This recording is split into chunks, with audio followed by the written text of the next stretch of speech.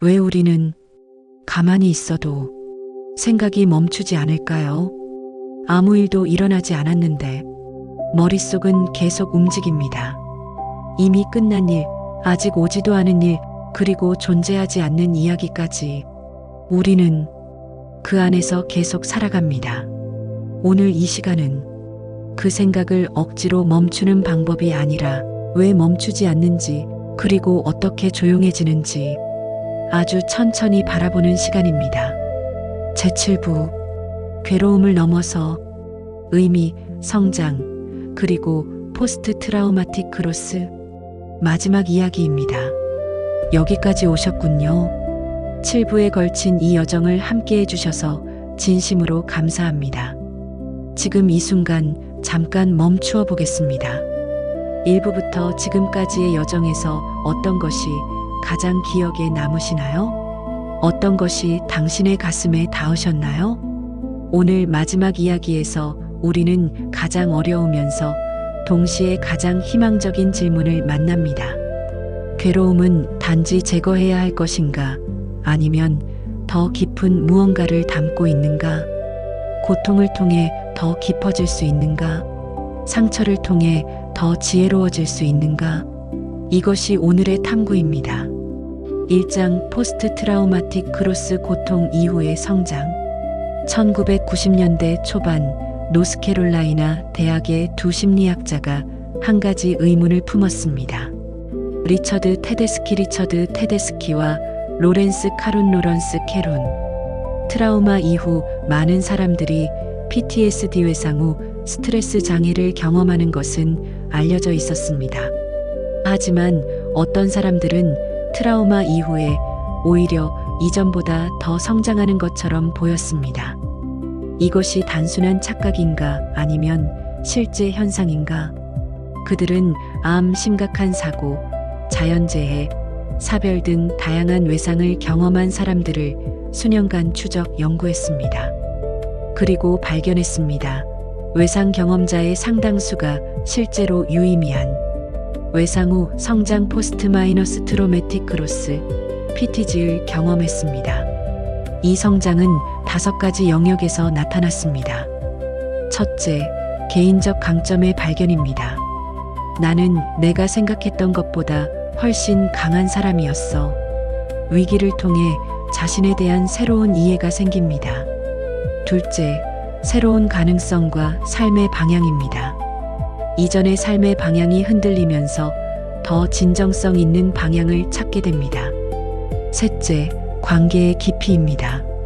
힘든 시간을 함께한 관계들이 더 깊어집니다. 진짜 중요한 사람들이 누구인지 알게 됩니다. 넷째, 실존적, 영적 변화입니다. 삶과 죽음, 의미에 대한 더 깊은 성찰이 생깁니다. 다섯째, 삶에 대한 감사입니다. 당연하게 여겼던 것들이 소중하게 느껴집니다. 중요한 것은 PTG가 고통을 부정하거나 미화하는 것이 아니라는 점입니다. 고통은 진짜이고 힘들었습니다. 그리고 그 고통 속에서 때로는 그 고통을 통해 성장이 일어났습니다. 2장 성장의 메커니즘. 왜 어떤 고통은 성장으로 이어지는가? 모든 고통이 성장으로 이어지지는 않습니다. 무엇이 차이를 만들까요? 테데스키와 카론은 핵심 메커니즘을 발견했습니다. PTG는 외상 자체에서 오는 것이 아닙니다. 외상 이후의 투쟁 스트러걸에서 옵니다. 구체적으로 충격적 경험이 기존의 세계관과 자아 개념을 흔들어 놓고 그 흔들림 속에서 재건하는 과정에서 성장이 일어납니다. 연구자들은 이것을 지진과 건물의 비유로 설명합니다. 작은 지진은 건물을 흔들지 않습니다. 강한 지진은 일부 건물을 무너뜨립니다. 하지만 내진 설계된 건물은 지진 후 오히려 더 강해질 수 있습니다. 우리의 세계관이 내진 설계될 수 있을까요? 연구들은 몇 가지 요인을 제시합니다. 첫째, 의도적 반추 딜리버럿 루미네이션. 단순한 반추와는 다릅니다. 경험을 반복해서 씹는 것이 아니라 경험에서 의미를 찾으려는 의도적인 성찰입니다. 이 경험이 나에게 무엇을 가르쳐 주는가? 둘째, 이야기 만들기 내러티브 컨스트럭션. 경험을 일관된 이야기로 통합하는 것입니다. 치료 연구들은 자신의 이야기를 말할 수 있을 때, 즉 경험이 언어로 처리될 때 치유와 성장이 가능함을 보여줍니다. 셋째, 사회적 지지. 성장하는 사람들은 혼자가 아닙니다. 함께 의미를 탐구하는 사람이 있습니다. 좋은 치료자, 신뢰할 수 있는 친구, 비슷한 경험을 가진 사람들의 커뮤니티. 넷째, 영성 또는 의미 체계. 종교적이든 세속적이든 자신보다 더 큰 무언가에 대한 연결감은 PTG를 촉진합니다. 3장 의미의 신경과학 빅터 프랭클에서 현대과학까지. 빅터 프랭클, 오스트리아 출신 유대인 정신과 의사. 그는 아우슈비츠와 다우 강제 수용소에서 살아남았습니다. 아내와 부모는 수용소에서 사망했습니다. 그는 극한의 고통 속에서 관찰했습니다. 같은 상황에서 어떤 사람은 살아남고 어떤 사람은 포기했는가? 그 차이는 무엇이었는가? 그의 결론은 의미였습니다. 살아야 할 이유, 앞으로의 무언가, 자신을 기다리는 무언가를 찾은 사람들이 더 잘 버텼습니다. 그는 이것을 로고테라피의 THERAPY, 즉 의미 치료로 발전시켰습니다. 그리고 그 통찰을 담은 책 죽음의 수용소에서 맨즈 서치 포 미닝는 20세기 가장 영향력 있는 책 중 하나가 되었습니다. 현대 신경과학은 이것을 어떻게 설명할까요? 스탠포드 대학의 연구에 따르면 삶의 의미와 목적감이 높은 사람들은 스트레스 반응에서 더 빠르게 회복하고 전반적인 심리적 회복 탄력성이 높으며 텔로미어 세포 노화의 지표가 더 길게 유지되고 면역 기능이 더 강합니다. 의미는 좋은 느낌이 아닙니다.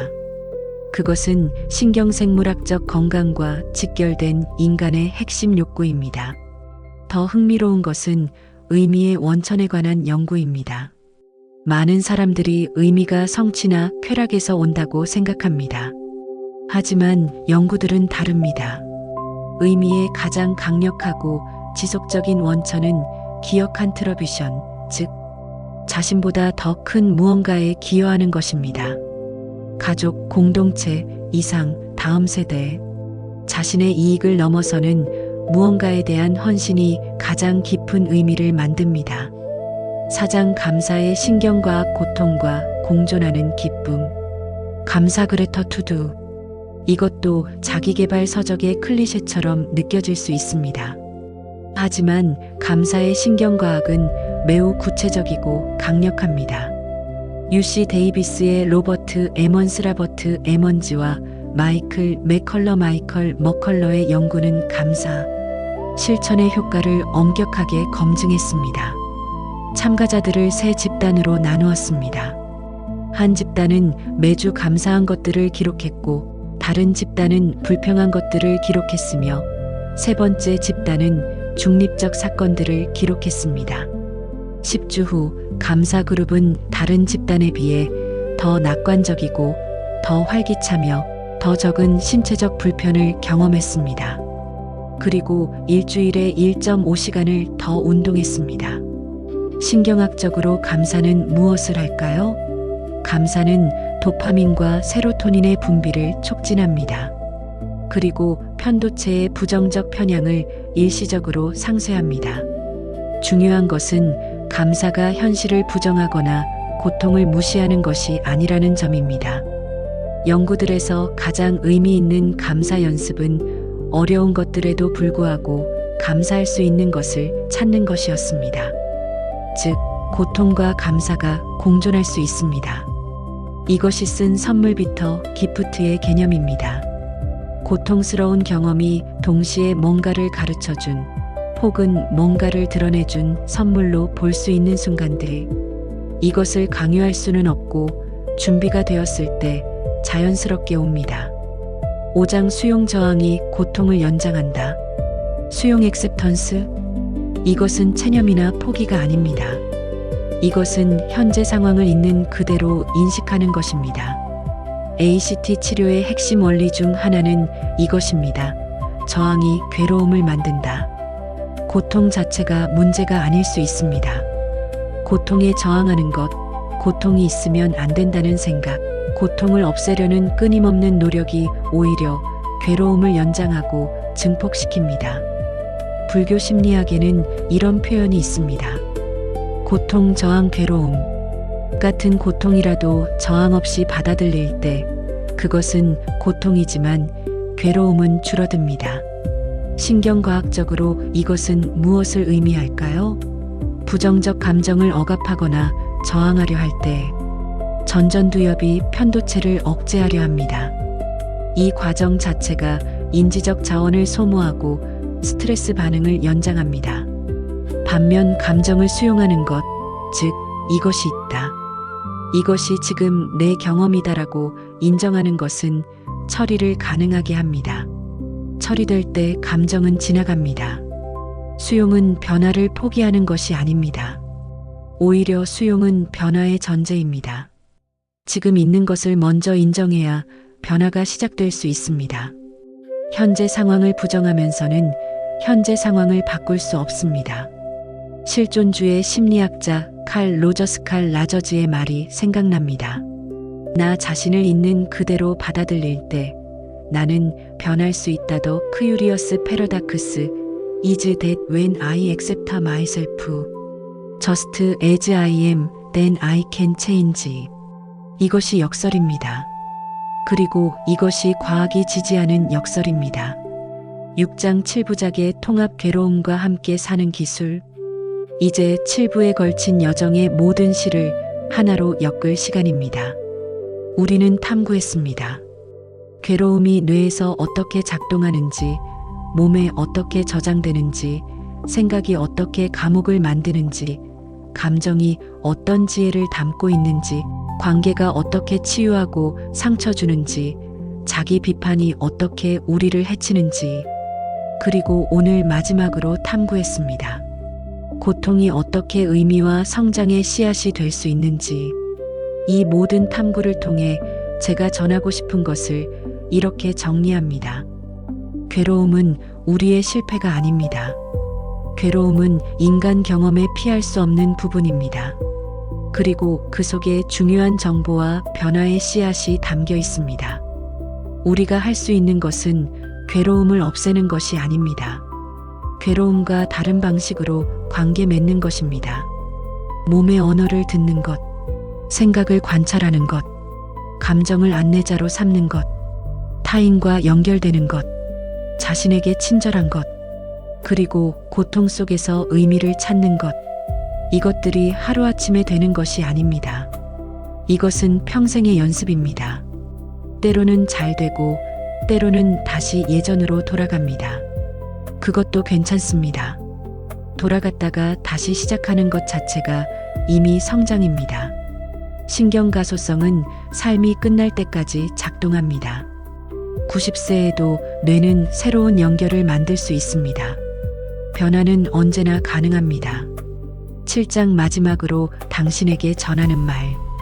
이 7부작 오디오북을 들으신 당신에게 개인적으로 이야기하고 싶습니다. 당신이 이 여정을 시작했다는 것 자체가 이미 무언가를 말해줍니다. 당신은 자신의 괴로움을 외면하지 않고 이해하려 했습니다. 그것은 용기입니다. 연구들은 자신의 고통을 회피하지 않고 직면하는 것, 자신의 경험에 호기심을 가지는 것이 심리적 건강의 가장 중요한 지표 중 하나임을 보여줍니다. 당신이 이 여정에서 많은 것을 기억하지 못해도 괜찮습니다. 하나만 기억해도 충분합니다. 아니, 어느 순간 이 여정이 어떤 미묘한 변화를 만들었다면 그것이 전부여도 충분합니다. 마지막으로 당신에게 3가지를 전하고 싶습니다. 첫째, 당신의 괴로움은 당신이 약하다는 증거가 아닙니다. 그것은 당신이 깊이 느끼는 존재라는 증거입니다. 둘째, 당신은 혼자가 아닙니다. 지금 이 순간 세계 어딘가에 당신과 비슷한 무언가를 느끼는 사람이 있습니다. 인간의 가장 근본적인 경험들은 우리를 연결합니다. 셋째, 변화는 가능합니다. 작게, 때로는 보이지 않게, 하지만 분명히 당신의 뇌는 죽는 날까지 새로운 연결을 만들 수 있습니다. 불교 전통의 아름다운 표현으로 마무리하겠습니다.